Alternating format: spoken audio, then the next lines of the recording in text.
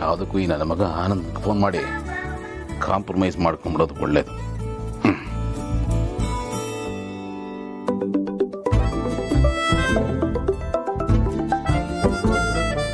ಏನೋ ಫೋನ್ ಮಾಡ್ಬಿಟ್ಟಿದ್ಯಾ ಬೆಣ್ಣೆ ಹಚ್ಚಕ್ಕ?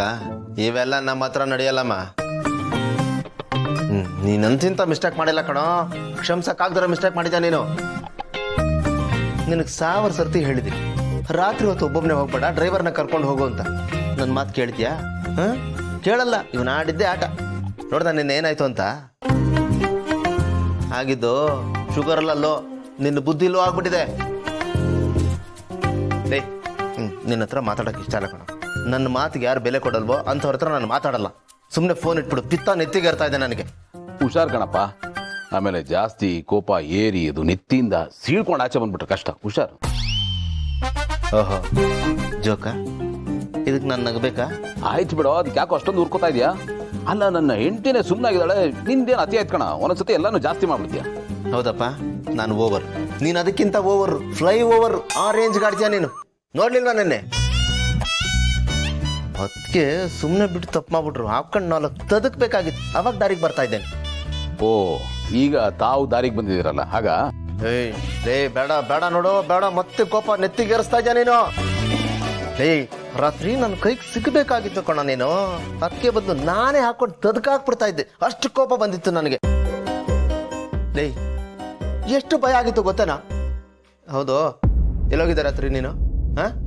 ಅಪ್ಪ ಹೇಳ್ತೀನಿ ಕಣ, ನಿನ್ನ ಹತ್ರ ಹೇಳಲ್ವೇನೋ? ನೋಡ, ಅದೇನು ಅಂತ ತಲೆ ಕೆಡಿಸ್ಕೊಳ್ಳೋ ವಿಚಾರ ಇಲ್ಲ, ಖಂಡಿತ ಹೇಳ್ತೀನಿ.